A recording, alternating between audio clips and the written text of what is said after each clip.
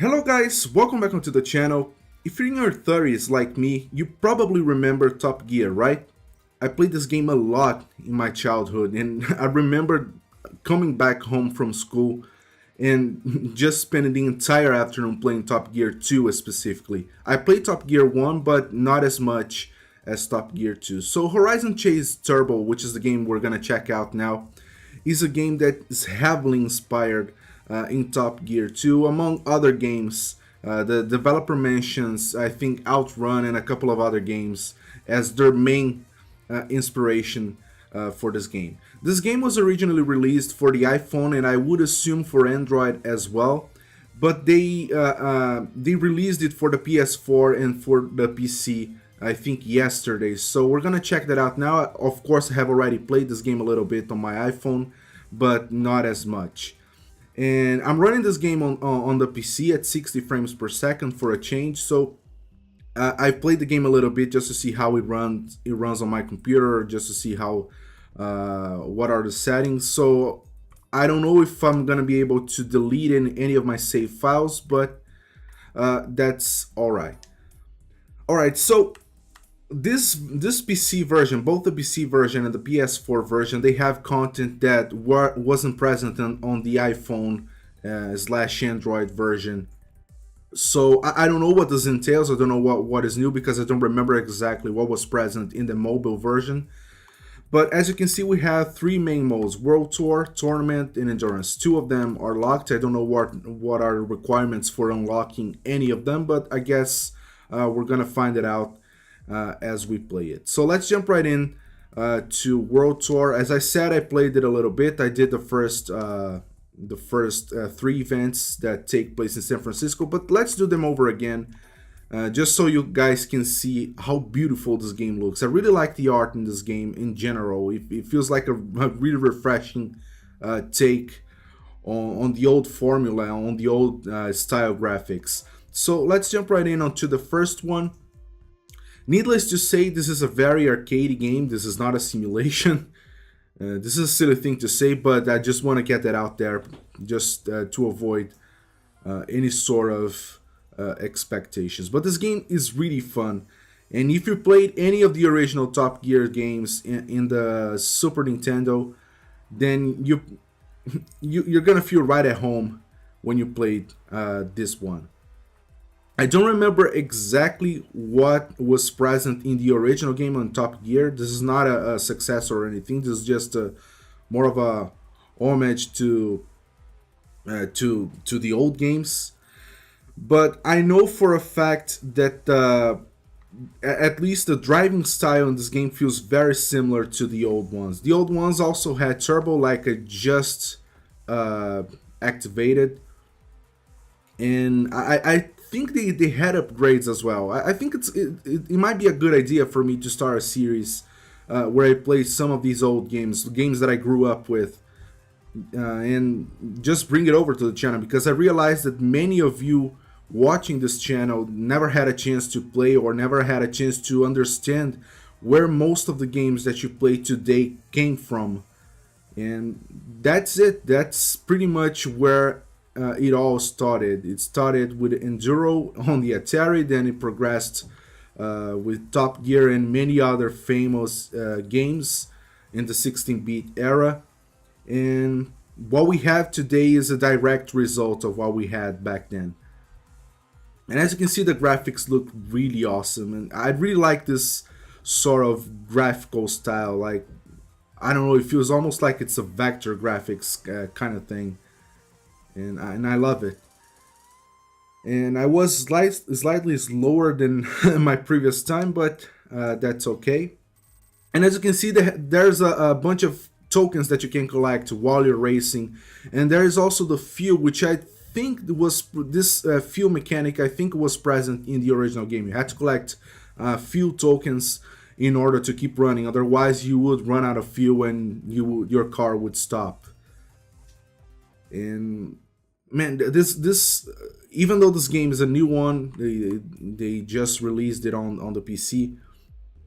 It brings back so many memories of that day where, I don't know, games back in the day were much simpler. They were a lot less convoluted, especially so when you compare with the systems that we have today. That's not necessarily either a good or a bad thing, but they were a lot more straight to the point back then, and I kind of appreciate this aspect. And I wish that some of the games that try so hard to please everybody would just choose a direction and go for it rather than trying to, make the whole game a convoluted mess that doesn't get anything right, basically. But we have been getting some pretty good games recently, some pretty good new franchises. So I'm happy with that. I'm a big racing fan at heart, so I can't complain that much, especially so when you consider the amount of racing games coming out these days. Oh crap! I hit that rock.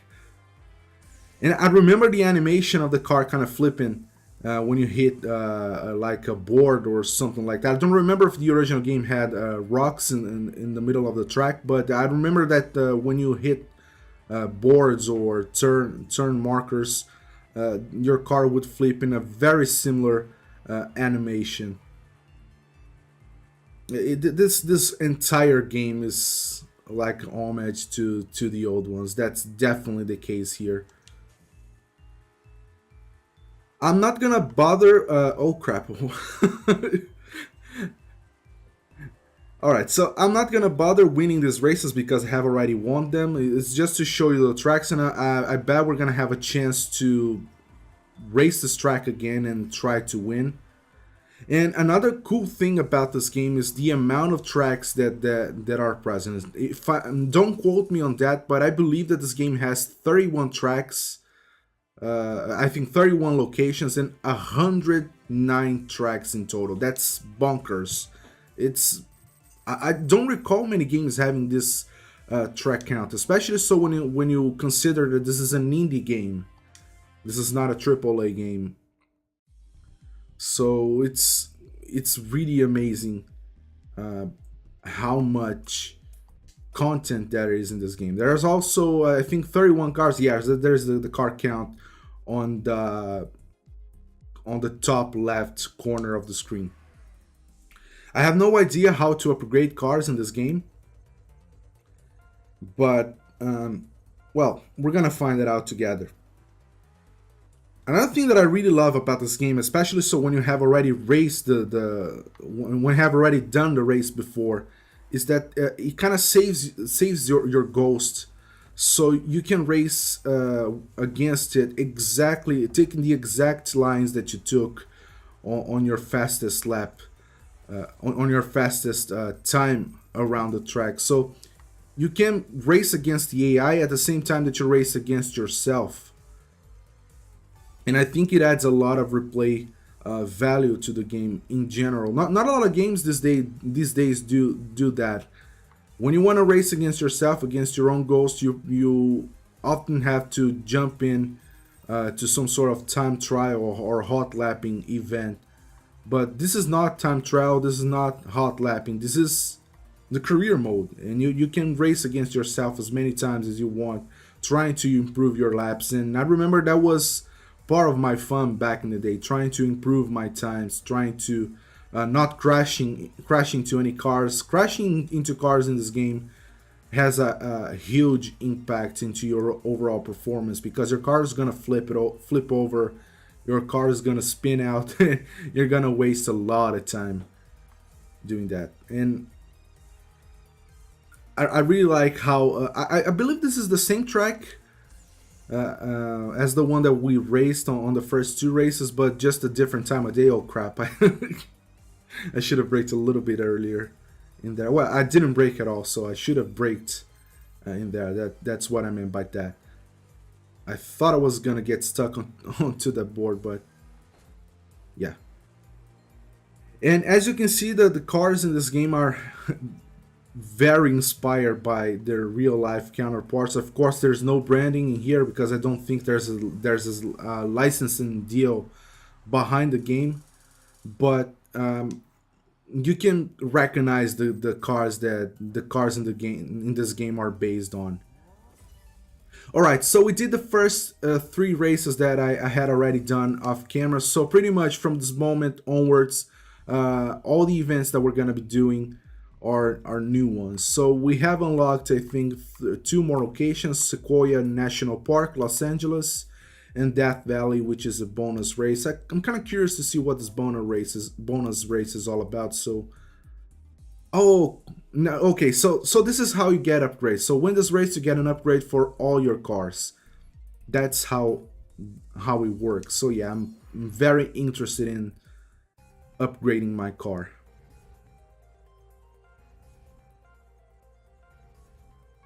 So you start a race with three NOS that you can use over the course of the entire race. They're not. I don't think that they're refillable. I think they are just as good as the three that you have. That there's no in some of the tracks. I know. I don't know if you noticed, but on the last race, I got an extra NOS to use in the race. So I would assume that in some of these races you're gonna get extra NOS to use, but I don't believe that's gonna be the case for all of the races. Holy crap! I I barely missed the guy.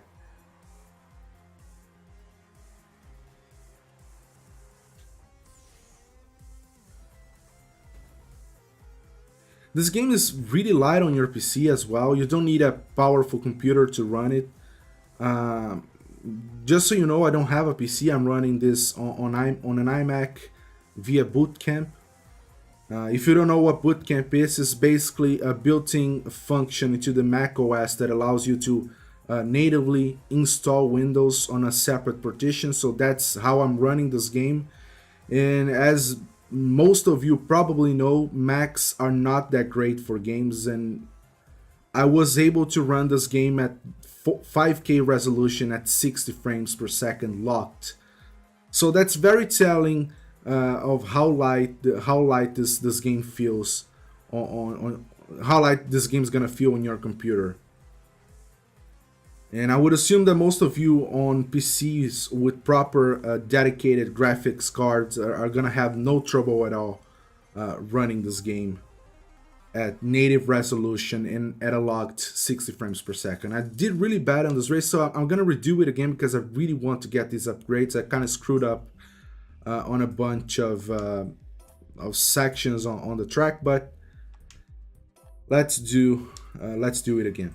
Another thing that kind of really got me interested in this game is that there's a multiplayer mode in this game, and if I'm not mistaken, the multiplayer mode in this game has all the cars ghosted out, so there are no collisions, and I can definitely appreciate that in a racing game, especially so when you're so used to dealing with the constant mass that is racing online in many of the games that are out today. And well, I play mostly Gran Turismo and Forza games, so Forza games are notoriously bad when it comes to online racing. People are really nasty in that game, so it's really refreshing, especially so when you just want to play and relax. Not you don't want to worry about people kind of trying to screw you up. That's a nice change of pace that you can do in this game. And I'm doing really bad again. As I said, not crashing, not colliding with cars in this game in general plays a huge role. It can make or break your. I don't know. I don't even know if that's the correct term, but it can make or break your performance on the race, and that can be the sole defining factor on whether or not you're gonna be able to win the race or not.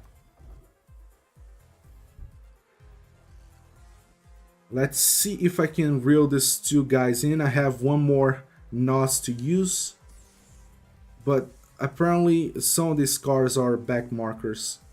Oh crap. I'm gonna have to redo. Let me retry the race again.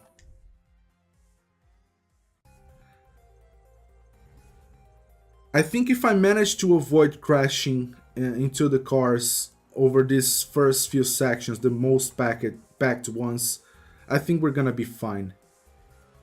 Oh crap, just as I said that, let me see if yeah, that worked. No, that didn't work. Went too fast onto the back of this another of this other car.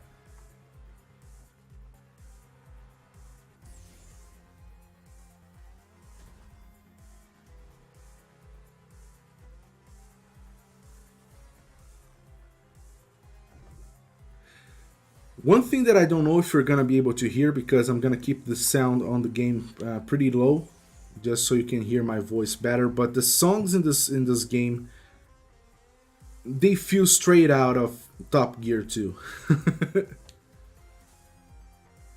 That's a very nostalgic thing to have in a game. I think they custom built the soundtrack. They kind of hired a composer to come up with the tracks in this game, and I think worked. It feels like you're playing a game coming straight from the 90s. Yeah, we're on the last lap. There are two more cars for us to overtake. I hope this is not a back marker. Yes, it is. I would assume. Oh no, yeah. I thought I was on the last lap already, but that wasn't the case.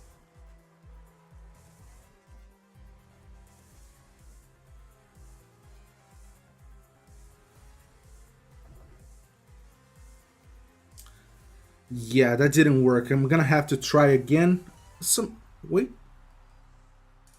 Somehow I managed to get up to second place on the very last minute. I didn't notice that I managed to overtake that other car. Let's do it once again, one last time. If I don't get it, we're gonna move on to the next event, and we're gonna leave this one for later, or maybe I'm gonna do this off camera. I don't know.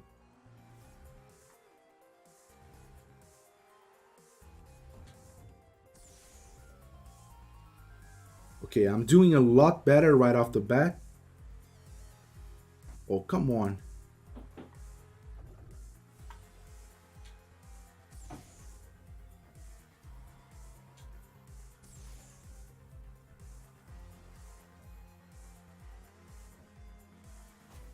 Holy shit.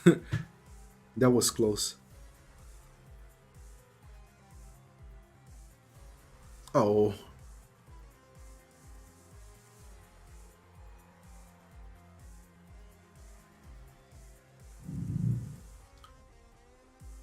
All right, so we have three more laps actually, yeah, three more laps, and we're up in fourth place. That's a good sign. I hope that means we're going to be able to get the pole position and just move on to the next event, because I don't want to keep repeating the same events on the videos.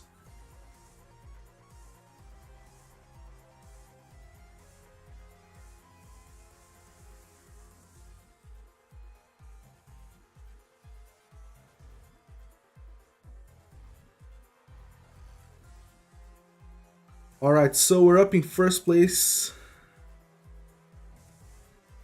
Let's see if I manage to not screw this up.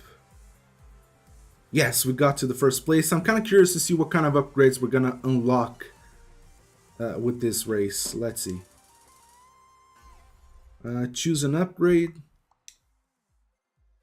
Suspension, air intake, exhaust.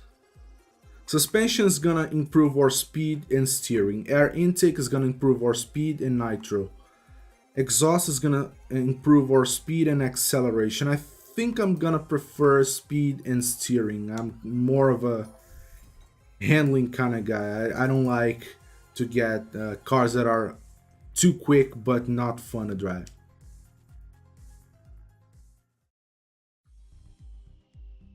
Alright, so we're gonna be moving on to the Sequoia National Park. There are only two events in this one. Feels a little bit foggy, this one. Kind of nice. Yeah, I forgot that I cannot floor the car before I get the green light. Otherwise, my car is gonna is gonna lose a lot of time off the line. Man, I can already see myself playing this game a lot. I think the simple nature of this game makes you want to play the game more. There's not a whole lot of systems in place in this game to make it convoluted or, and I don't know, but I really like the simplicity of some of these older games and how straight to the point they are in general.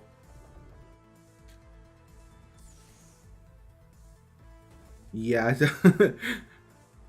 I tried to dodge the car, but that didn't work. Wasn't quick enough.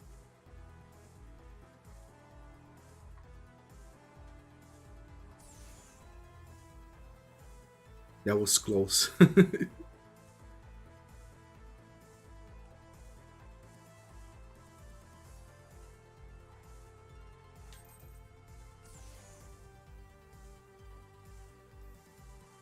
Okay, so that's kind of surprising. We got to the lead fairly quickly. Let's see if I can get my car positioned correctly, because I do know that there are a bunch of tokens that I didn't get that are placed on the third lane here. And apparently I'm still missing a couple.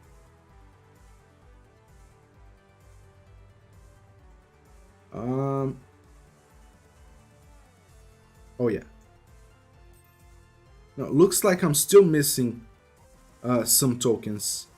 That's fine though, I can replay that off camera and get all of them in case I missed any. Yeah, I missed one. I don't know where this one is. Probably gonna spot it when I'm editing this video. Okay, so let's move on to the next event. Into the woods. I would assume it's in the same track. As we progress through the game, I'm gonna choose different cars just so you guys can see what kind of cars are available in the game. I'm not gonna be using this car for the entire game. Especially so because I know the upgrades unlock across all of the cars, so they're not tied up to just one, just to the one car that you unlock them in.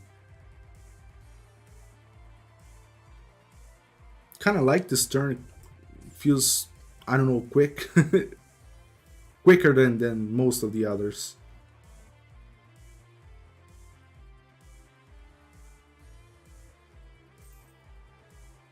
Oh man.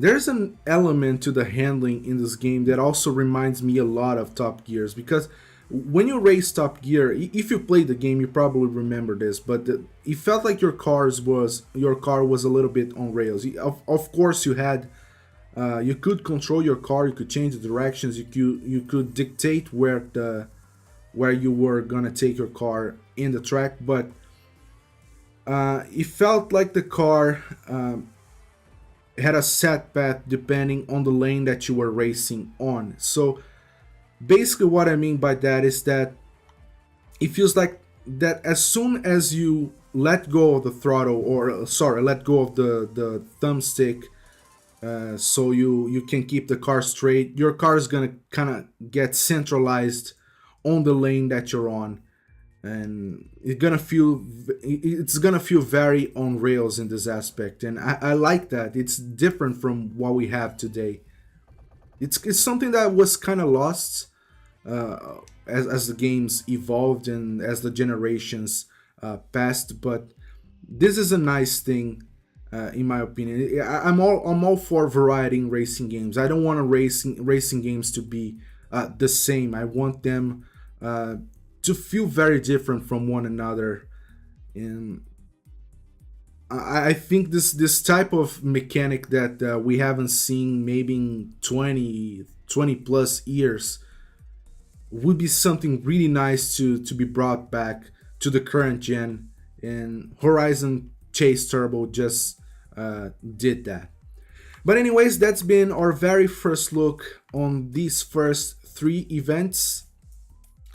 I do intend on doing a series on this game to complete the entire game, do 100%. And as you can see, we barely scratched the surface. We did all these 3 events. We have one more in Los Angeles, but we have only 5% complete in the world tour. So there's a lot more to explore in the game. There's a lot more to do.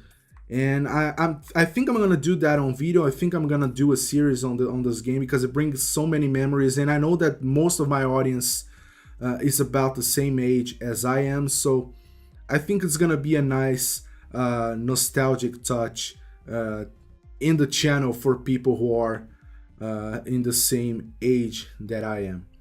But anyways, guys, I hope you enjoyed the video. If you did have fun and enjoyed the video, hit the like button, subscribe to the channel for more Horizon Chase Turbo videos. Share the video with your friends and on your social media. It helps me out a lot, and I really appreciate the help. Follow me on Twitter and Instagram. The links are in the description down below or at the beginning of the video. And I hope to see you guys on the next one. Bye.